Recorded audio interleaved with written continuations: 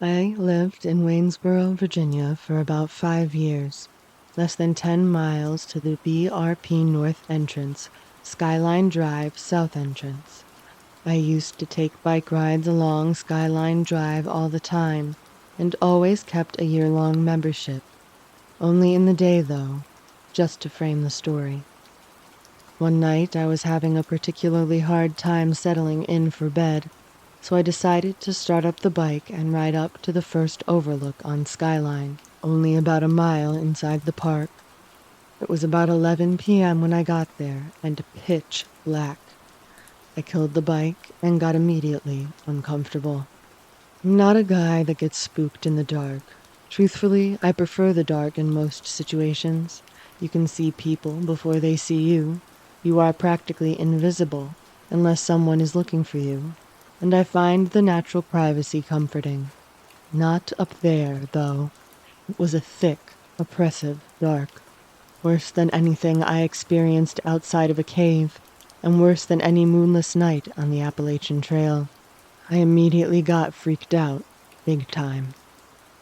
There's nothing up here besides wildlife, I reassured myself internally. I had my revolver from when I lived and hiked the Pacific Northwest, bear country and all that jazz, tucked into my CCW holster, so I knew I definitely outmatched anything that could have been there, two-legged snakes included.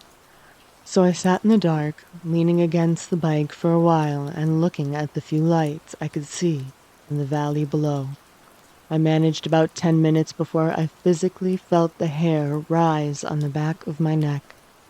I only did 27 months in Iraq, but I remembered that precise feeling. Someone was watching me. Something bad was coming. It was the same sensation I would get before IDF came in, or the shooting started somewhere nearby. I'm no psychic or whatever, but it's a common thing among vets with any time under their belt. Ask them about it. You can feel hateful eyes on you. The overlook was a sheer drop, or nearly so I wasn't concerned about anything popping up in that direction. But the mountainside and thick, untamed woods were behind me. I started thinking about methed-out dudes creeping the Appalachian Trail, bears and the like. The AT is no stranger to random violence. Still feeling creeped out, I took up a seat on the waist-high stone wall that marked the overlook ledge, facing the woods. Again, I can't emphasize how dark it was. But Gris, you might say, why not turn on the bike and use the lights? It'll at least help you see what's close. True, but my bike is loud, and the last thing I wanted was attention. Plus, the light would just night blind me to anything just out of view, and the noise would obscure any stealthy-sounding creeping going on. So, no thanks. I'll watch and listen for a bit. I sat in the dark for another 10 minutes or so, anxiety getting worse and worse. I heard a few things, but nothing out of the ordinary for a night in the woods. I decided to head home, since the feeling wasn't going away. Like I said, I had a big bore on me, so anything playing games would be in for a powerful surprise if the games got stupid. Hopping onto my Suzuki, I started it up and rode off toward the gate. Now, anyone who lives in the country and rides a bike knows that wildlife is crazy active on roads that aren't traveled often at night. Being nighttime and technically closed, I had to ride around a gate to get in. There were no other vehicles on the road at all. I hadn't seen a single other person since leaving Waynesboro proper. The speed limit was 30 miles per hour, but I clipped along at a measly 15 miles per hour to keep an eye out for deer and wildlife. It wouldn't do me any good to mess myself up in a wreck, only to lay there all night until someone happened across me in the morning. Then I saw it. The term of almost deer is really fitting, but not quite accurate. It was like a deer that someone who had never seen a deer drew, but only after someone else had described it to them. It stood on the left side of the road, the mountainside, and I saw the eyes long before my headlight shone it fully. It was big, Easily the biggest deer I've seen, and the lack of any horns that time of year suggested that it was a doe. The head was almost bovine in shape, but fixed to a deer's frame. The legs seemed too long in proportion to the body, and the body was extremely barrel-chested. I've always been creeped out by malformed wildlife, and this was no exception. Unfortunately, I had to get it to move, or risk passing within a few feet of it. I was not traveling another 30-plus miles up the road in the other direction, to leave through another gate in the middle of the night. And I wasn't getting close to it. Dangers of it spooking and running into the side of my cruiser aside, I didn't want to get near it at all. Stopping and putting my feet down about 30 feet away from it, I tried to frighten it away. I flashed my beams down to low and back to high. Nothing. I revved the engine. Nothing. I honked the considerable horn. Nada. Resting the bike on the kickstand, I left it idling and hopped off. I yelled at the thing and it still didn't budge. So I started to the side of the road to grab something to toss the near deer thing, hoping to spook it that way. As soon as I crossed into the other lane, it rose up onto its hind legs. I froze, putting my hand on my gun. I wasn't about to get charged by an angry, confused, malformed doe. It took 2 jerky, unnatural steps towards the center of the lane on 2 legs and froze again, staring directly at me. It suddenly shook its head wildly like a dog with a toy, took another short step, then hopped on 2 legs several times until it disappeared into the darkness on the right side of the road. I stepped back to the bike, mounted it, kicked up the kickstand, and turned the light towards the side of the road. On that side, there was a sheer drop of about 75 to 80 degrees compared to the roadway, and the thing's head was just peeking over the edge, still looking at me. The drop-off was about 40 to 50 feet, so there's no way it was standing at the base of the mountainside. I cracked the throttle and got the heck out of there. Road wildlife be damned. I never went back up on Skyline Drive at night alone after that. One time was enough. There are things we don't grok out there, or things that just visit for a while. Whatever it wasn't from around these parts in Hill Talk. It can go back to wherever it came from and stay there. My husband used to have an explosive temper, right? Well, he's quelled it. It'll be an important piece. We're leaving our friend's campsite in an area we were familiar with. We get to this weird split where it's 5 ways and the GPS isn't super clear because backwoods Kentucky. We ultimately make a wrong turn, but the GPS is silent, so we keep going. Husband says, we need to turn around. The GPS flashed quickly and set the new route. I said, let's just go. It's got a route. Let's just get out of here. It's only like 10 minutes further. So this road is full of kinky, swishy, twisty, turny roads. We're in a Nissan Armada that we rented. Usually if my husband were mad, he'd be speeding through the hills like a madman trying to get out of there. But he wasn't. We were talking through it and kept him calm, and he was taking the corners extra slow because there were massive drop-offs with no guardrails. Oncoming traffic whipping around corners at us. It was scary, so we went slowly. We come around this particularly sharp bend with a hill in the middle of it, and we see 2 dogs laying down. It looks like they're the kind you'd see as the statues at the end of a driveway, except they're laying perpendicular on the dirt driveway, and they don't move. And then their eyes catch our headlights. As our headlights hit them, we realize, my son, my husband, and myself, that the dogs are identical. Remember, we're taking this corner slowly. We got a good look, especially me, because they were on my side. Identical. Always as our headlights hit their eyes, they stood up at the exact same time, and like a marching band, started on the same pause, walking towards our car at the same time. I have a massive amount of chills just typing that. So that was a super sharp left, okay? Where the dogs were. As we go to do an adjacent right turn, I'm still looking at the dogs, because they were right outside my door. I was transfixed and creeped out. I look forward again just in time to see something run across the street. I yelled, "Deer!" instinctively. But when I thought about it, that was no deer. Deer don't move that fast. I've seen plenty of deer crossing the road.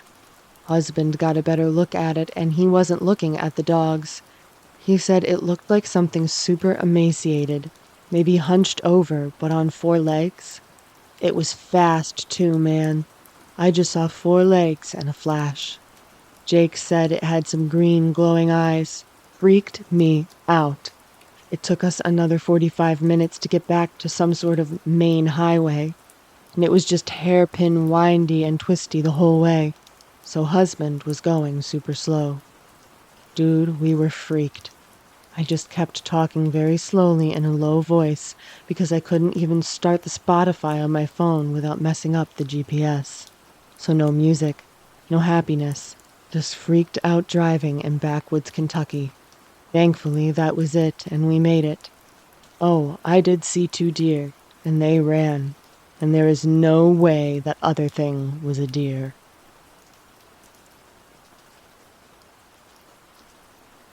Let me start this by saying that I have lived in the Appalachian Mountains all my life and have experienced a lot of strange things. My family was Irish and settled in West Virginia, but I currently live in the North Carolina portion of these wonderful mountains. That being said, I have learned a lot about what really lurks in these woods, but this was nothing like I had ever experienced before. It all begins with my golden retriever Ozzy growling like I had never heard before. He literally never growls, so that had me really uncomfortable. But this growl was bone-chilling. It was like he was getting ready to have a fight for his life or something. I took both him and my other dog out at around 11 p.m. and he would not leave my side. I noticed that my workshop door was open, so I walked down to close and lock it up. The entire time, he is glued to my side. Ozzy also kept trying to get between my legs, still growling and all of his hair sticking straight up, like a feral animal. The second that I close the door, all hell breaks loose in the woods. It sounded like 50 full-grown men had broken out into a full sprint, tearing through the woods. Trees were shaking and branches were falling. In all of my life, I have never been that scared. We got back in the house before I crapped my pants, and I got my pistol/mag light to figure out what the heck was going on out there. When the dog and I got back outside, we were surrounded by what sounded like people mumbling. It was everywhere. I shined the light all over the woods and couldn't see anything, but the sound was coming from all around. It sounded as if you got a gym full of people to baby mumble. You could almost make out words. That's why I don't think it was an animal. I almost immediately felt sick, like I was having a panic attack. And back inside the house, it sounded like people were walking around all night. The windows were creaking, and you could clearly hear the sound of shoes on gravel. The mumbling never stopped. Every time I got up to check the house, my feet would touch the floor and it would get dead silent. You couldn't hear birds, crickets, frogs, or anything. I was terrified and didn't sleep a wink. Air felt thick and evil all night, and that's the only way that I can explain this feeling. Imagine a soaking wet quilt being tossed over you. That's how I felt.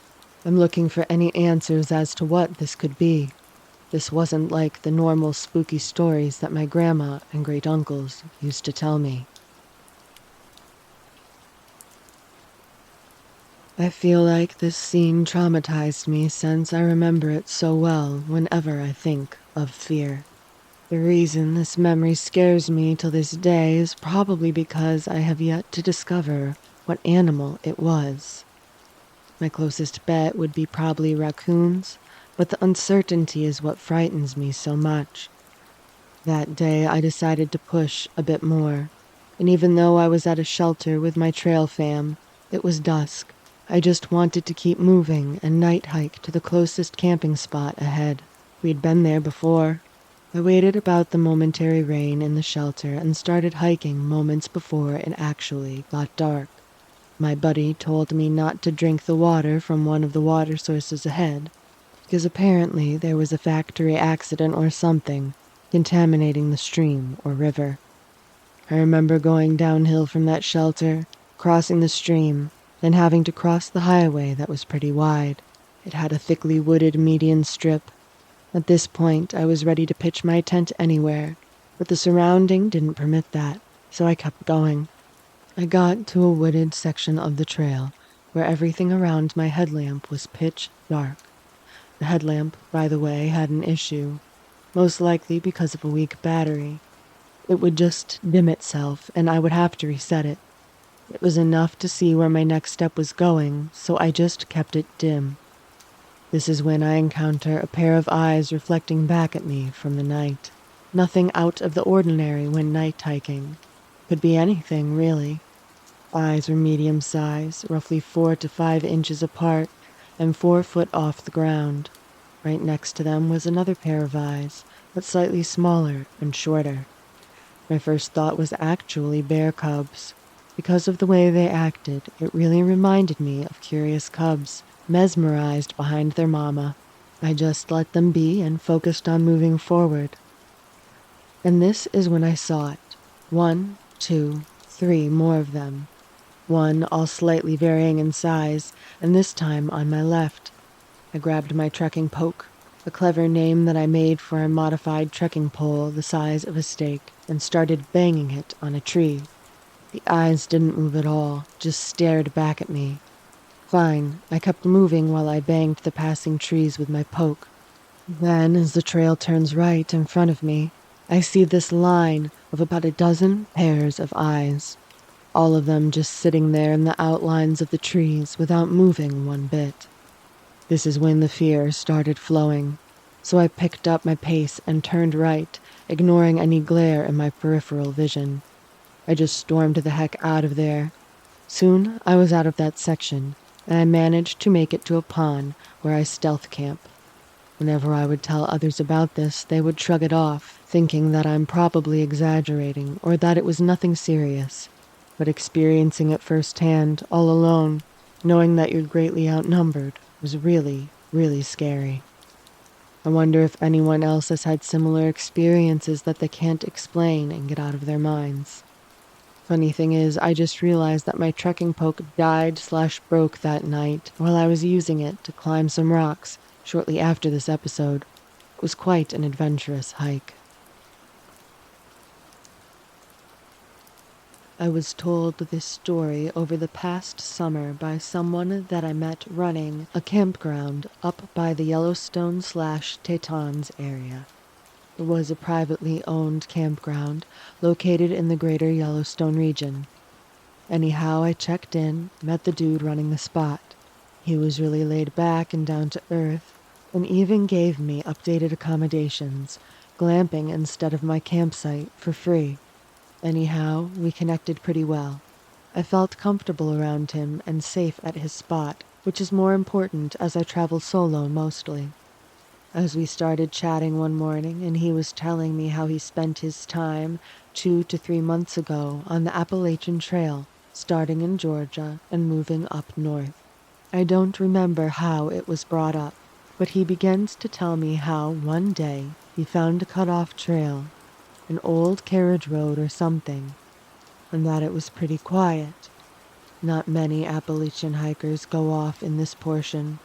Anyhow, he starts telling me how one day he's hiking and begins hearing branches and twigs breaking off on the trail beside his.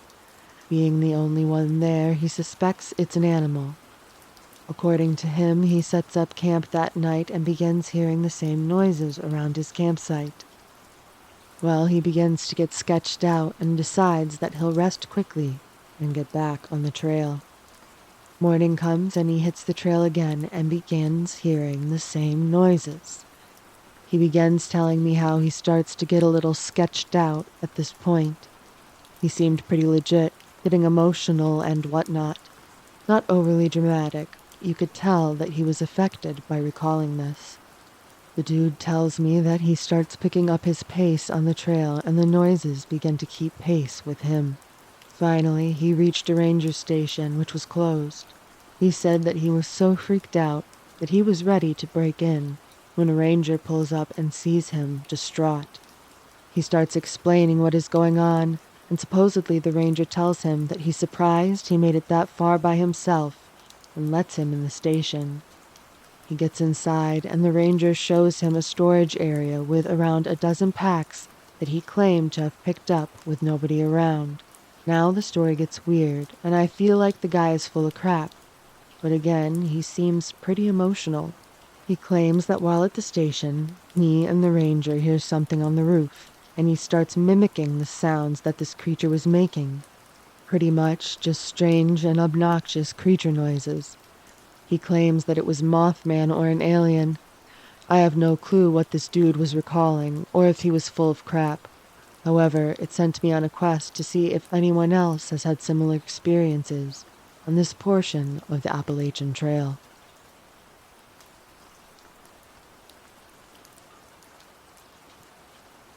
I hope you enjoyed tonight's scary stories. If you did, remember to hit the like and subscribe buttons. If you have a story that you would like read on this channel, please send it to me at madamhorror1@gmail.com. Join me next time for more tales of the unknown.